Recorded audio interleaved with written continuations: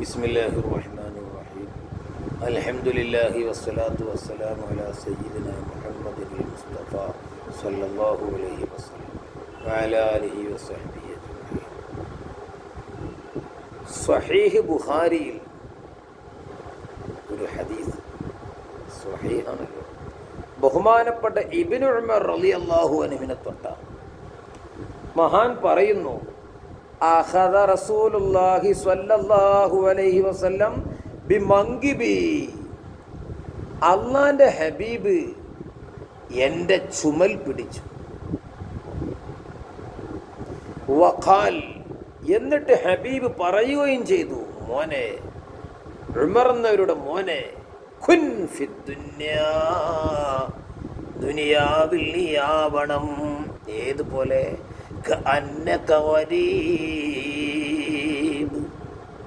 നിശ്ചയം നീ ഒരു വിദേശിയെ പോലെയാവണം. വിദേശികൾക്കറിയാം, വിദേശത്തു ചെന്നാൽ അവിടെ നമ്മൾ സുഖിക്കാൻ ഒരുങ്ങൂല. അത് പൊട്ടന്മാരാ, അന്തല്ലാത്തവര്. എങ്ങനെങ്കിലും കഷ്ടപ്പെട്ട് റിസ്ക് എടുത്ത് നാട്ടിലേക്ക് പോകുന്ന അന്നേക്ക് അത് നാട്ടിൽ സുഖിക്കാൻ വേണ്ടിയുള്ള പണിയെടുക്കുക. അത് പ്രവാസികൾക്ക് നല്ലവണ്ണം അറിയാം. അതേപോലെ നമ്മളിവിടെ പ്രവാസികളാണ്, വിദേശികളാണ്. നമ്മളെ തറവാട് നാട് സ്വർഗമാണ്. അങ്ങോട്ടുള്ള പ്രവർത്തനങ്ങളാണ് ഇവിടെ നിന്ന് കാഴ്ചവെക്കേണ്ടത്. അത് വെട്ടിപ്പിടിക്കാൻ വേണ്ടി നോക്കണം.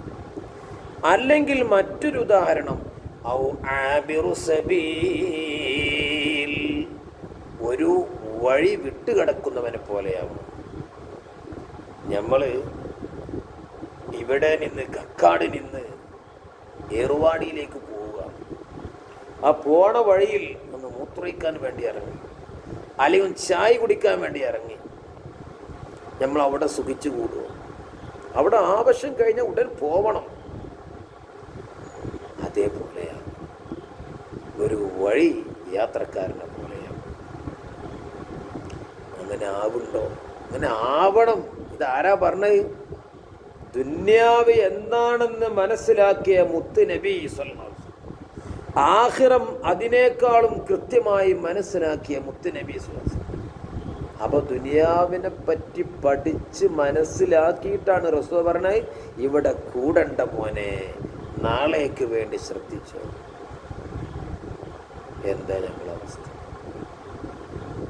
ബഹുമാനപ്പെട്ട ഇബ്നു ഉമർ റളിയല്ലാഹു അൻഹുമാ മഹാനർ പറയാറുണ്ട്, ഇദാ അംസൈത ഫലാ തന്തളിരി സ്വബാഹ്, ഇദാ അംസൈത, നീ വൈകുന്നേരമായി കഴിഞ്ഞാൽ, നീ പ്രദോഷത്തിലായി കഴിഞ്ഞാൽ, ഫലാ തന്തളിരി സ്വബാഹ്, പ്രഭാതം നീ പ്രതീക്ഷിക്കരുതേ.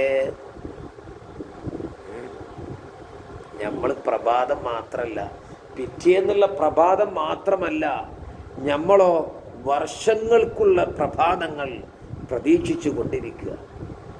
അടുത്ത വർഷം ഇങ്ങനെയാവണം, രണ്ടാം വർഷം ഇങ്ങനെയാവണം, മൂന്നാം വർഷം അങ്ങനെയാവണം. ഇതാണ് നമ്മളെ അവസ്ഥ. എന്താ? അത്ര ബോധം നമുക്കുണ്ട്. മഹാൻ പറയാണ്, വൈകുന്നേരത്തിലുള്ളൊരാള് പിറ്റേ നാളാവും പ്രതീക്ഷിക്കണ്ട. ഇദാ സുബഹത ഫലാ തന്തളിരിൽ മസാ, പ്രഭാതത്തിലായാലോ പ്രദോഷം പ്രതീക്ഷിക്കണ്ട. എത്ര യാഥാർത്ഥ്യങ്ങളാണ് ഈ പ്രയോഗങ്ങൾ. എത്ര ആളുകൾ രാത്രി ബെഡ്റൂമിൽ ഉറങ്ങിയവർ രാവിലെ എണീക്കാൻ കഴിയുന്നില്ല. എന്താ? Attack, silent attack. അവനിക്കുള്ള വെള്ളവും ശ്വാസവും വറ്റും കഴിഞ്ഞപ്പോൾ ഇനി മതിയടാ ജീവിതം. അല്ല, നമ്മൾ വേറെ സൈലന്റ് അറ്റാക്കുന്നോ അൺസൈലന്റ് അറ്റാക്കുന്നോ എന്ത് പേരിട്ടാലും.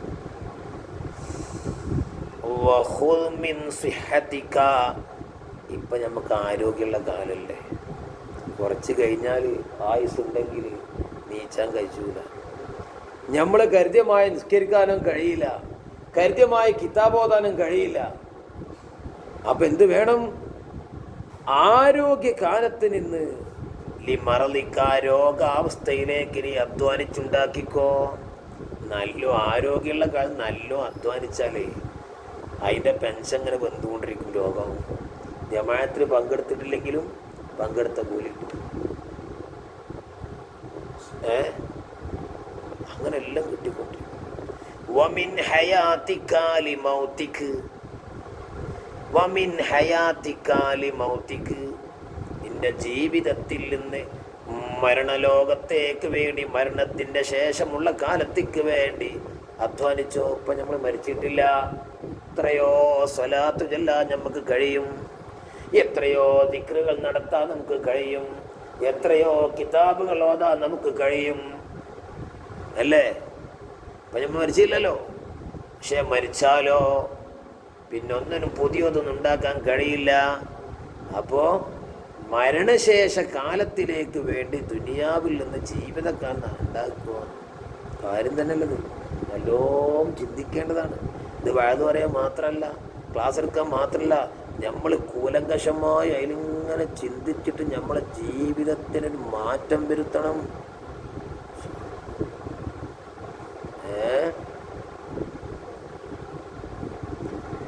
അയാ ഫുർഖത്തൽ അഹ്ബാബി ലാ ബുദ്ദ ലീ മിൻക വയാ ദാര ദുനിയാ ഇന്നനി റാഹിലുൻ അൻക. അയാ ഫുർഖത്തൽ അഹ്ബാബ്, ഓ ഫ്രണ്ട്സിനോടുള്ള വിരഹമേ, എല്ലാരോടും വിട്ടുപിരിഞ്ഞു പോണ്ടേ.